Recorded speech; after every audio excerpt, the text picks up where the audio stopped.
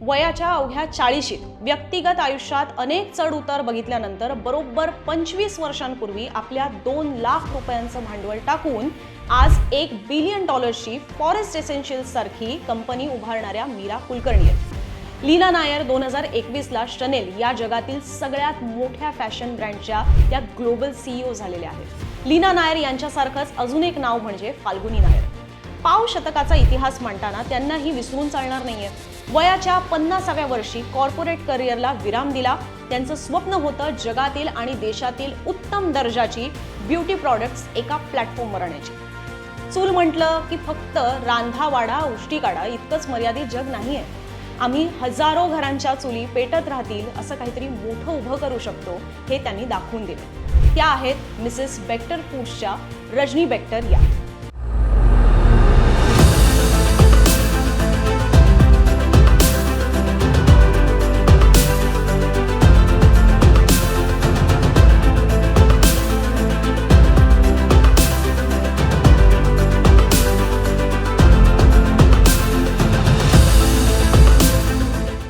नमस्कार, मी अनुजा। पॅनोरमा 25च्या या भागात तुमचं मनापासून स्वागत। या एपिसोडच्या ज्या 4 नायिका आहेत त्यांनी 2 महत्त्वाचे स्टिरियोटाइप्स तोडलेत। पहिलं म्हणजे व्यवसाय करायला वयाचं मुळीच बंधन नसतं, तो कुठल्याही टप्प्यात सुरू करता येतो हे त्यांनी दाखवून दिले। आणि स्वतःचं साम्राज्य उभारायला किंवा कोणतेही आयुष्य बदलवणारं पाऊल उचलायला स्त्रीला कोणाच्याच परवानगीची गरज नसते हे सुद्धा यांनी सिद्ध केले। बाईचं जग चूल आणि मूल इतकंच आहे अशा बुरसटलेल्या मानसिकतेला आपल्या 4 नायिकांनी छेद दिलाय। चूल म्हटलं की फक्त रांधा वाढा उष्टी काढा इतकंच मर्यादित जग नाहीये। आम्ही हजारो घरांच्या चुली पेटत राहतील असं काहीतरी मोठं उभं करू शकतो हे त्यांनी दाखवून दिले। त्या आहेत मिसेस बेक्टर फूड्सच्या रजनी बेक्टर या। आज त्यांच्या कंपनीचं भांडवली बाजारातलं मूल्य जर तुम्ही पाहिलं तर ते जवळपास $85 मिलियन इतकं आहे। दुसरीकडे वयाच्या अवघ्या 40शीत व्यक्तिगत आयुष्यात अनेक चढ उतार बघितल्यानंतर बरोबर 25 वर्षांपूर्वी आपल्या 2 लाख रुपयांचं भांडवल टाकून आज $1 बिलियन फॉरेस्ट एसेन्शियल्स सारखी कंपनी उभारणाऱ्या मीरा कुलकर्णी आहेत। तिसऱ्या नायिका आहेत फाल्गुनी नायर। त्यांनी वयाच्या 50शीत कॉर्पोरेट कंपनीतलं अतियशस्वी करिअर सोडून दिलं आणि नायकासारख्या $700 बिलियन भांडवली बाजारातील मूल्य असणारी कंपनी उभारली। आणि I don't do fashion, I am a fashion असं वाक्य अभिमानानं म्हणणाऱ्या कोको शनेल यांच्या शनेल ब्रँडच्या ग्लोबल CEO लीना नायर ही आहे चौथी नायिका। इसवी सन 2000च्या आधीचा भारत वेगळा होता। 1975 ते 80च्या दशकापासून नोकरी करणाऱ्या स्त्रियांचं प्रमाण हळूहळू वाढू लागलं होतं। अर्थात देशातील महानगरांमध्ये ते प्रमाण जास्त होतं। बाकी त्या पलीकडच्या भारतात स्त्रीला कसं बसं शिकवलं आणि जितक्या लवकर लग्न करता येईल आणि तिला मुलं होतील यावरच सगळ्यात जास्त भर असायचा। गंमत बघा, इंदिरा गांधी या देशाला लाभलेल्या पहिल्या महिला पंतप्रधान। जगाच्या लोकशाहीचा पाळणा ज्या देशात हल्ला त्या ब्रिटनला मार्गरेट थॅचर यांच्या रूपात पहिली महिला पंतप्रधान मिळायच्या आधीच भारतात इंदिरा गांधींचं युग अवतरलं होतं। पण असं असून सुद्धा भारतात स्त्रियांकडे बघण्याचा दृष्टिकोन मात्र पारंपरिकच राहिला होता। मात्र परिस्थिती बदलत असल्याचे संकेत मिळू लागले होते। 1973 साली ऋषिकेश मुखर्जींच्या अभिमानमध्ये याची चुणूक मिळाली। हौस म्हणून गाणं म्हणणाऱ्या नायिकेची प्रतिभा नायकापेक्षा ठळकपणे जाणवू लागल्यानंतर तिच्या प्रतिभेला कुंपण घालण्याचा प्रयत्न हा सुरू होतो। पुरुष सत्ताक मानसिकतेचं ते एक मोठं प्रतीक होतं, पण नायिकेचं अस्तित्व तरीही ठळक होतं। 1982 मध्ये विजय तेंडुलकरांनी पटकथा लिहिलेला आणि जब्बार पटेलांनी दिग्दर्शित केलेला उंबरठा हा सिनेमा आला। तो पुरुष सत्ताक मानसिकतेचा अजून एक पदल उलगडून दाखवणारा होता। स्मिता पाटील यांनी रंगवलेली सावित्री महाजन, तिला चूल मूल या पलीकडे जाऊन सामाजिक क्षेत्रांमध्ये करिअर करायचं होतं, पण घरात सासूचा आणि नवऱ्याचा विरोध, त्याही पलीकडे जाऊन मुलीला पण असा प्रश्न पडतो की आई हे सगळं कशासाठी करते। पण तरीही सावित्री स्त्री ही सुधारगृहाचं काम स्वीकारते। उंबरठ्याच्या आत घरच्यांशी संघर्ष आणि उंबरठ्या बाहेर व्यवस्थेशी संघर्ष यात सावित्री अडकते, पण तरीही ती उंबरठा ओलांडते। 1990च्या दशकातली दिलवाले दुल्हनिया ले जाएंगे मधली सिमरन सुद्धा वडिलांच्या परवानगीमध्ये अडकलेलीच आहे। हे तिन्ही चित्रपट बंधनं आणि मुक्तीच्या सीमारेषेवर घुटमळणारे होते। सिनेमा हे तत्कालीन समाजाचं चित्रण असतं। हे लक्षात घेतलं तर भारतीय समाज त्या काळात नक्की कुठे अडकला होता हे लक्षात येतं. शनेलच्या CEO लीना नायर या आधी हिंदुस्तान लिव्हरमध्ये होत्या. त्यांनी त्यांचा एक अनुभव सांगितलेला आहे. त्या जेव्हा फॅक्टरीत फ्लोअर शॉपवर जायच्या तेव्हा त्यांच्या लक्षात आलं की इथे तर स्त्रियांसाठी वेगळं टॉयलेटच नाहीये. फ्लोअर शॉपवर स्त्रीचं काम नेमकं काय असतं? एखादी स्त्री सुद्धा इंजिनियर होऊन तिथे येऊ शकते असा कोणी विचारच तिथे केलेला नव्हता. आता बघा, सुधा मूर्तींनी सांगितलेला एक किस्सा आपल्यापैकी अनेकांना माहिती असेलच. इंजिनियर झाल्यावर त्यांनी टेल्कोमध्ये नोकरीसाठी अर्ज केला होता. तेव्हा स्त्रियांना आम्ही या पदावर नेमत नाही असं ढोबळ उत्तर देण्यात आलं. त्यावर त्यांनी थेट JRD टाटांना पत्र लिहून निषेध नोंदवला होता आणि त्यानंतर त्यांना इंटरव्ह्यूला बोलवण्यात आलं. इतक्या पारंपरिक विचारांमध्ये आपल्याकडील स्त्रियांचं आयुष्य हे अडकलेलं होतं ह्याचा विचार करा. आजही यात काही फार मोठा फरक पडलेला आहे असं मानणं हे भाबडेपणाचंच ठरेल, कारण महाराष्ट्रात आज देखील हुंडाबळीच्या घटना या आपल्याला घडताना पाहायला मिळतात. परंतु बंधनं ही थोडी सैल मात्र जरी झालेली असली तरी सुद्धा आपण ज्या 4 नायिकांविषयी आज बोलत आहोत त्यांच्या यशामुळे ती बंधनं अधिक सैल होण्यासाठी मदत होईल अशी एक आशा बाळगूया. लीना नायर 2021ला शनेल या जगातील सगळ्यात मोठ्या फॅशन ब्रँडच्या त्या ग्लोबल CEO झालेल्या आहेत. मुळात शनेल, लुई विटॉन, डिऑर किंवा हर्मिस हे आणि असे सगळे ब्रँड्स हे पाश्चिमात्य जगातले. त्यावर मक्तेदारी ही गौरवर्णीय आणि त्यात सुद्धा पुन्हा एकदा पुरुष सत्ताकच व्यवस्थेची. अशा परिस्थितीत एका आशियाई, भारतीय, गव्हाळ वर्णाच्या स्त्रीची CEO म्हणून निवड होणं हे जवळपास अशक्यप्रायच वाटावं इतकं आहे. पण लीना नायर यांची निवड झाली त्यावेळेला कंपनीच्या बोर्ड ऑफ डायरेक्टर्सनी सांगितलं की त्या कंपनीला आणि मॅनेजमेंटला जागतिक भान देऊ शकतात. मुळात फॅशन ही आपली मक्तेदारी आहे असं मानणाऱ्या या जगाला एका भारतीय स्त्रीचा पर्स्पेक्टिव्ह महत्त्वाचा वाटावा ही फारच मोठी गोष्ट आहे. लीना नायर यांचा जन्म आपल्याच कोल्हापुरातला आहे. कोल्हापूर म्हटलं की तांबडा पांढरा रस्सा, कोल्हापूर चप्पल आणि अर्थातच कोल्हापूरची अंबाबाई ही आपल्या डोळ्यासमोर येते. पण कोल्हापूर संस्थानावर शाहू महाराजांनी केलेलं पुरोगामी विचारांचे संस्कार आणि शिक्षणासाठी त्यांनी निर्माण केलेलं पोषक वातावरण हे काही विसरून चालणार नाही. मुली उत्तम शिकल्याच पाहिजेत हा लीना नायर यांच्या घरच्यांचाच ठाम आग्रह होता. कोल्हापुरातल्या मुलींच्या होली क्रॉस कॉन्व्हेंट स्कूलच्या त्या विद्यार्थिनी आहेत. त्यावेळेस इंग्रजी माध्यमाच्या शाळा कमी होत्या. लीना नायर यांची 10वीची बॅच ही पहिली बॅच आहे. पुढे त्यांनी कोल्हापूरच्या न्यू कॉलेजला ॲडमिशन घेतली. ते कॉलेज घरापासून अवघ्या 12 किलोमीटर अंतरावर. रोज 12 किलोमीटर सायकल रेटत त्या कॉलेजला जायच्या. पुढे सांगलीच्या वालचंद इंजिनिअरिंग कॉलेजला इलेक्ट्रॉनिक्स अँड टेलिकम्युनिकेशन या शाखेत त्यांनी ॲडमिशन घेतली. त्यावेळेस म्हणजेच 1980च्या दशकात किंवा त्याच्या मध्यात आपण म्हणू शकतो 3000 मुलांच्या पटसंख्येत फक्त 18 मुली इतकं कमी प्रमाण होतं. मुलींनी इंजिनिअरिंगला जाण्याचं इतकं कमी प्रमाण त्या काळात असताना पुढे जमशेदपूरच्या झेवियर स्कूल ऑफ मॅनेजमेंटमधून त्यांनी MBA केलं आणि हिंदुस्तान लिव्हर म्हणजेच आत्ताच्या युनिलिव्हरमध्ये त्या जॉईन झाल्या मॅनेजमेंट ट्रेनी म्हणून. साल होतं 1992. भारतात उदारीकरणाचं पर्व नुकतंच सुरू झालेलं होतं. कंपन्या नव्या बदलांना सामोरं जाण्याची तयारी करत होत्या, पण मानसिकतेत मात्र बदल यायला अजून बराच अवधी होता. ह्युमन रिसोर्सचा विचार फारच पुरुषी पद्धतीचा होता.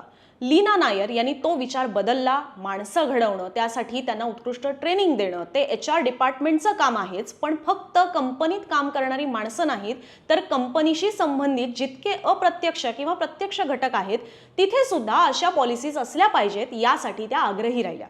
त्या पुढे senior vice president, executive director आणि 2016ला त्या युनिलिव्हरच्या ग्लोबल HR हेड झाल्या. या पदावर पोहोचलेली पहिली स्त्री आणि अर्थात पहिली भारतीय व्यक्ती सुद्धा. पुढे 2021ला त्या शनेल या जगातील सगळ्यात मोठ्या फॅशन ब्रँडच्या त्या ग्लोबल CEO झाल्या. 1910 साली कोको शनेल या एका स्त्रीने सुरू केलेला हा फॅशन ब्रँड एका शतकाहूनही अधिक काळ तो पाश्चिमात्य दृष्टिकोनातून हाताळला जात होता. तो एका भारतीय स्त्रीच्या हाती आला, जिची स्ट्रेंथ होती एम्पॅथी किंवा अनुकंपा. हा ब्रँड पुढेही असाच टिकवायचा आणि वाढवायचा असा असेल तर मोठा करणारी माणसं सुद्धा त्यात असायला हवी, त्या जगभरातून यायला हवीत असा विचार सुद्धा त्यांनी केलेला होता आणि त्यामुळे लीना नायर यांची तिथे नियुक्ती झाली. यात लीना नायर यांची HRची बॅकग्राऊंड ही अतिशय महत्त्वाची ठरली. वर्षाला $20 बिलियन रेव्हेन्यू कमावणारा आणि जगातील प्रत्येक श्रीमंत व्यक्तीच्या घरात दिमाखानं स्थान कमावणारा हा ब्रँड आता एका मराठमोळ्या आणि भारतीय स्त्रीच्या हाती आलेला आहे. लीना नायर यांच्यासारखंच अजून एक नाव म्हणजे फाल्गुनी नायर. पाव शतकाचा इतिहास मांडताना त्यांनाही विसरून चालणार नाहीये. मुंबईतल्या एका गुजराती बिझनेसमन कुटुंबात जन्मलेल्या आणि मोठ्या झालेल्या फाल्गुनी यांचं लग्न झालं संजय नायर यांच्याशी. दोघांची भेट झाली बिझनेस स्कूलमध्ये. दोघेही फायनान्सच्या जगातील बडी नावं आहेत. फाल्गुनी नायर यांनी AF फर्ग्युसन कन्सल्टिंग फर्ममध्ये करिअरची सुरुवात केली. पुढे त्या कोटक महिंद्रा समूहात जॉईन झाल्या आणि तिकडे त्यांचं करिअर फुललं. एक मुलगा, एक मुलगी, स्वतःचं उत्तम सुरू असलेलं करिअर, नवऱ्याचं तितकंच जोरात धावत असलेलं करिअर, मुंबईच्या कॉर्पोरेट जगात प्रचंड मान, सगळं काही होतं. तरीही वयाच्या 50शीला फाल्गुनींना असं वाटलं की अजून काहीतरी केलं पाहिजे. आपलं कॉर्पोरेट करिअर त्या अगदी रिटायरमेंटपर्यंत किंवा कदाचित पुढे सुद्धा एका उंचीवर नेऊ शकत होत्या. पण त्यांना वाटलं की आयुष्यात रिस्क घ्यायला हवी. स्त्रीने फार मोठ्या करिअरची स्वप्नच बघू नयेत. सगळं व्यवस्थित सुरू असताना अचानक व्यवसायात कशाला पडायचं, ह्या सगळ्या स्टिरियोटाइप्सना त्यांनी अक्षरशः छेद दिला. वयाच्या 50व्या वर्षी कॉर्पोरेट करिअरला विराम दिला. त्यांचं स्वप्न होतं जगातील आणि देशातील उत्तम दर्जाची ब्युटी प्रॉडक्ट्स एका प्लॅटफॉर्मवर आणायची. 1990च्या दशकात ऐश्वर्या राय, सुष्मिता सेन, प्रियांका चोप्रा आणि इतर अनेक मुली या मिस वर्ल्ड, मिस युनिव्हर्स स्पर्धेत विजयी झाल्या. याच दरम्यान स्त्रिया या मोठ्या प्रमाणावर खासगी क्षेत्रात नोकऱ्या करू लागल्या होत्या. आपल्याकडे मेकअप करणं, छान दिसणं किंवा छान राहणं याला एकूणच कमी मार्क दिले जातात बरं का. चांगलं राहण्याला नट्टापट्टा म्हणून हिणवण्याची मानसिकता सुद्धा आहे. 2000च्या दशकात मिलेनियल्स किंवा जनरेशन Y ही कमवती जनरेशन झालेली होती. चांगलं राहण्यावर, चांगलं दिसण्यावर, वेगळ्या अनुभवांसाठी पैसे खर्च करायला तयार असणारी ही जनरेशन तोवर पुरुषांसाठीचेच कॉस्मेटिक प्रोडक्ट्स म्हणजे शेविंग क्रीम्स किंवा आफ्टर शेव, बस इतक्याच सगळ्या गोष्टी आपल्याला पाहायला मिळत होत्या. 2000च्या दशकात बॉलिवूडच्या मेट्रोसेक्शुअल हिरोजची चलती सुरू होती. शाहरुख खान, ऋतिक रोशन, रणबीर कपूर हे या ट्रेंडचे प्रतिनिधी बनले आणि पुरुषांसाठीही ब्युटी प्रॉडक्ट्सचं मार्केट ओपन होऊ लागलं होतं. काही बिलियन डॉलर्सचं हे मार्केट, पण चांगली गुणवत्ता असलेली प्रॉडक्ट्स मिळणं ही तेव्हाही मोठी समस्या होती. यावरचं उत्तर होतं फाल्गुनी नायर यांचा नायका ब्रँड. 2012मध्ये त्यांनी स्वतःचा डिजिटल प्लॅटफॉर्म आणला आणि जगभरातील उत्तम 50 कंपन्यांची ब्युटी प्रॉडक्ट्स त्यावर विकायला ठेवली. भारतात ई-कॉमर्सचं मार्केट नुकतंच ओपन व्हायला सुरुवात झाली होती. अचूक वेळेवर त्यांनी डिजिटल युगात पाऊल ठेवलं. पुढे त्यांनी 2025ला दिल्लीच्या आंतरराष्ट्रीय विमानतळावर पहिलं फिजिकल स्टोअर सुद्धा उघडलं. 2018ला नायका फॅशनच्या क्षेत्रात उतरलं आणि 2021ला तब्बल 5,500 करोडचा IPO सुद्धा त्यांनी आणला. जवळपास 80 पट सबस्क्राईब झालेला हा IPO. आज फाल्गुनी नायर या देशातील सगळ्यात श्रीमंत महिला उद्योजका म्हणून ओळखल्या जातात. स्वतःकडचे 2 करोड रुपये टाकून त्यांनी नायका सुरू केलं. त्या एका मुलाखतीत म्हणाल्या की मी मुद्दामहून सुरुवातीला अगदी छोटं ऑफिस, अगदी मोजके रिसोर्सेस यावर काम सुरू केलं होतं. मला गृहीत धरायचं नव्हतं की हा व्यवसाय चालेलच. वयाच्या 50शीपर्यंत उत्तम कॉर्पोरेट करिअर असल्यामुळे मोठमोठी ऑफिसेस, दिमतीला प्रचंड माणसं हे ओघाओघाने येतच. याची सवय होऊन सुद्धा वयाच्या 50शीला अचानक, ज्याला स्टार्टअपच्या जगात बूटस्ट्रॅप्ड म्हणतात तसं काहीसं सुरू करायचं हे कठीणच आहे. पण स्वप्न मोठं असलं आणि जे करतोय त्यावर श्रद्धा असेल तर हे सगळं शक्य होतं. अशीच एक ब्युटी प्रॉडक्ट्स क्वीन 2000च्या सुरुवातीला 2 लाख रुपयांचं भांडवल घेऊन स्वतःचा व्यवसाय सुरू करत होती. आयुर्वेदिक प्रॉडक्ट्सच्या नावाखाली सुमार आणि भेसळयुक्त प्रॉडक्ट्स विकली जात आहेत, लोक फसवली जात आहेत हे बघून ती उद्योजिका अक्षरशः अस्वस्थ व्हायची. तिने स्वतःचं उत्पादन सुरू केलं. उत्तराखंड जिला देवभूमी आणि आयुर्वेदिक औषधांची भूमी मानलं जातं, तिथे मीरा कुलकर्णींनी स्वतःचा व्यवसाय सुरू केला. अगदी लहान वयात लग्न, पुढे मुलं, वैवाहिक आयुष्यात प्रचंड मनस्ताप आणि त्यामुळे लग्नातून बाहेर पडण्याचा घेतलेला निर्णय आणि हे सगळं वयाच्या अवघ्या 28व्या वर्षीच. उर्दूत एक खूप सुंदर मुहावरा आहे, आँख खुली और सपना टूट गया, जब होश आया तो जमाना बदल चुका था, खुलते ही आँख तबाही देखी. थोडक्यात काही काळाच्या आत आसपासचं सगळं उद्ध्वस्त झाल्यासारखं वाटायला लागलं. 28व्या वर्षी मीरा कुलकर्णी आई वडिलांच्या घरी उत्तराखंडला आल्या. पण लवकरच दोघांचं निधन झालं आणि ससे होलपटीला काळ सुरू झालेला होता. जिथे जिथे पाय ठेवतोय तिथली जमीन खचतीये असं वाटायला त्यांना लागलं होतं. चरितार्थ चालवणं, मुलांना वाढवणं आवश्यक तर होतंच, म्हणून त्यांनी स्वतःच्या छोट्याशा उद्योगाला सुरुवात केली. उच्च दर्जाची आयुर्वेदिक औषधं वापरून बनवलेली ब्युटी प्रॉडक्ट्सला त्यांनी सुरुवात केलेली होती. याच दरम्यान 2007ला जयपूरला प्रख्यात उद्योगपती अरुण नायर आणि ब्रिटिश अभिनेत्री एलिझाबेथ हर्ली यांचा लग्न सोहळा होता. तिकडे एसटीडी लॉडर या जगप्रसिद्ध ब्युटी ब्रँडचे मालक लिओनार्डो लॉडर आलेले होते. त्यांना फॉरेस्ट एसेन्शियल्सची प्रॉडक्ट्स ही गिफ्ट करण्यात आली. ती त्यांनी वापरूनही पाहिली आणि त्यांनी या कंपनीची लगेच चौकशी केली. इथे फॉरेस्ट एसेन्शियल आणि मीरा कुलकर्णी यांचं नशीब खुललं.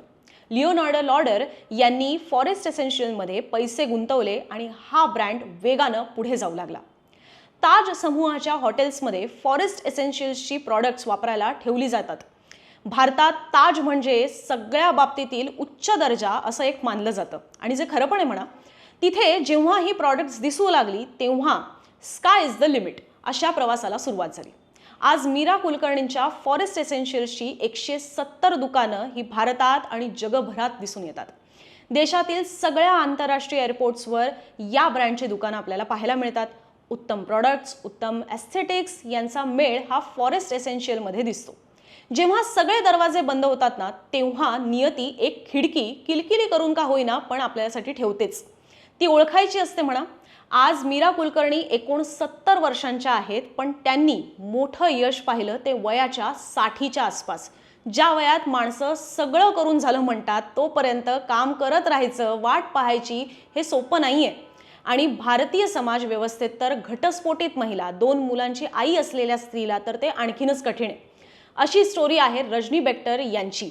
आज त्यांची ओळख देशाची आईस्क्रीम आणि बेकरी प्रॉडक्ट्समधील सम्राज्ञी म्हणून होते. आज त्यांचंही वय हे 68 आहे. 1970च्या दशकात लग्न होऊन त्या लुधियानाला नवऱ्याच्या घरी गेल्या. बेक्टर यांचं कुटुंब बिझनेसमनचंच. लुधियाना हे देशातील एंटरप्रेन्युअर्सचं शहर म्हणून ओळखलं जातं खरं तर. पण तेव्हाही ते पूर्णपणे पुरुष सत्ताक पळकड असलेलं होतं. मुळात पंजाबमध्ये स्त्रियांना फार मोकळीक नव्हतीच. लहान वयात लग्न, मुलं आणि संसार. पंजाबच्या गावागावात तेव्हा सांजा चुल्हा असा प्रकार असायचा. गावातल्या बायका आपल्या चपाती, रोट्या भाजायला रोज घराबाहेर गावातील कॉमन चुलीवर यायच्या. हेतू इतकाच की त्या निमित्ताने घराबाहेर पडून कोणाकडे तरी मन मोकळं करायला मिळायचं. अशा ठिकाणी रजनी बेक्टर यांनी हौस म्हणून घरच्या घरी एकदा कुकीज बनवल्या आणि त्या एका प्रदर्शनात विकायला ठेवल्या. त्याला उत्तम प्रतिसाद मिळाला. रजनी बेक्टर यांना 3 मुलं, पण तिघेही बोर्डिंग स्कूलमध्ये ठेवले होते. त्यामुळे रिकामा वेळ त्यांना हा सहज मिळायचा. अर्थात तो खायलाही उठायचा. आपल्या कुकीजला चांगला प्रतिसाद मिळतोय म्हटल्यावर त्यांचा उत्साह हा द्विगुणित झाला आणि त्यांनी पंजाब शेतकी विद्यापीठात जाऊन बेकरी कुकिंगचे कोर्सेस केले. 300 रुपये खर्च करून एक छोटा ओव्हन विकत घेतला आणि स्वतःच्या व्यवसायाला घरातूनच सुरुवात केली. कुकीज आणि आईस्क्रीम ही त्यांची 2 उत्पादनं, जी पुढे त्यांची ओळख सुद्धा बनली. 1980च्या दशकात पंजाब खालिस्तानी चळवळीत होरपळत होतं. ते दशक अस्वस्थतेनं भरलेलं होतं. त्यावेळेस अनेक उद्योगांनी पंजाबच्या बाहेर पडायला सुरुवात केली. पण रजनी बेक्टर यांनी पंजाब न सोडण्याचा आणि व्यवसाय चालू ठेवण्याचा हा निर्णय घेतलेला होता. पंजाब हळूहळू शांत झालं तोपर्यंत रजनी बेक्टर यांचा बेक्टर फूड्सचा क्रेमिका हा ब्रँड प्रचंड लोकप्रिय झाला. प्रत्येक बिझनेसच्या प्रवासात एक टर्निंग पॉइंट असतो. मीरा कुलकर्णींच्या फॉरेस्ट एसेन्शियल्ससाठी जसा एसटीडी लॉडर हा एक टर्निंग पॉइंट ठरला, तसा बेक्टर यांच्यासाठी मॅकडोनल्ड्स ठरला. 1990च्या दशकात मॅकडोनल्ड्स भारतात पाय पसरत होतं आणि त्यांना उत्तम क्वालिटीचे बन्स पुरवणारी कंपनी हवी होती, जी त्यांना बेक्टर फूड्सच्या रूपानं मिळाली. एकदा का खरं तर एखाद्या आंतरराष्ट्रीय ब्रँडने तुमच्यावर विश्वास ठेवला की मागे वळून बघण्याची वेळ येतच नाही. ते रजनी बेक्टर यांच्या बाबतीत झालं. इथे एक गोष्ट लक्षात घ्यावी लागेल, ती म्हणजे की ही घौडदौड सुरू असताना आता पुरे असं रजनी बेक्टर यांना कधीही वाटलं नाही. आणखी पैसे कमवून काय करायचं हा मध्यमवर्गीय विचार त्यांच्या मनाला शिवला सुद्धा नाही. आज रजनी बेक्टर यांची बेक्टर फूड्स ही कंपनी भारतीय शेअर बाजारात सूचीबद्ध आहे बरं का. भारतीय रेल्वेपासून ते मॅकडोनल्ड्सपर्यंत असंख्य मोठे ब्रँड्स हे बेक्टर फूड्स करून माल घेतात. या कंपनीचं भांडवली बाजारातील मूल्य हे जवळपास $84 बिलियन इतकं आहे. आज देशाच्या बेकरी निर्यातीपैकी 12% निर्यात ही एका बेक्टर फूड्सची आहे. देशातील एकूण बेकरी उत्पादनांपैकी 5% वाटा हा बेक्टर फूड्सचा आहे. बदलत्या भारतातील स्त्रियांसाठी या 4 स्त्रिया किंवा नायिका इन्स्पिरेशनच आहेत. ज्या देशात आज देखील हुंडाबळी होतात त्याच देशात लीना नायर, फाल्गुनी नायर, मीरा कुलकर्णी आणि रजनी बेक्टर ही घडतात. घडतात म्हणण्यापेक्षा स्वतःला घडवतात हे म्हणणं जास्त उचित ठरेल. जिथे अनेक पुरुषही 50शीला हातपाय गळतात आणि रिटायरमेंटला 10 वर्ष राहिली आता म्हणतात, त्या टप्प्यावर फाल्गुनी नायर, मीरा कुलकर्णी करिअरला सुरुवात केली. जिथे स्वतःचं शहर सोडण्याचाही लोकांना कंटाळा येतो, त्याच महाराष्ट्रातून एक स्त्री बाहेर पडते आणि जागतिक ब्रँडची CEO होते. घरातल्या स्त्रीच्या हाताला चव आहे इतक्या पुरतं तिचं कौतुक करून बाकी आणखी कशाला काय हवं तुला असं ज्या देशात विचारलं जातं, तिथे रजनी बेक्टर आपल्या हाताची चव जगभरात घेऊन जातात. अशा अनेक लीना नायर, फाल्गुनी नायर, मीरा कुलकर्णी आणि रजनी बेक्टर या देशात, या महाराष्ट्रात घडायला हव्यात. त्यांची प्रेरणा जर कुणाला या पॉडकास्ट म्हणून मिळाली तर या पॉडकास्टचं सार्थक झालं असं म्हणता येईल. Age is just a number असं दाखवून देणाऱ्या या स्त्रियांना पॅनोरमा 25चा सुद्धा सलाम.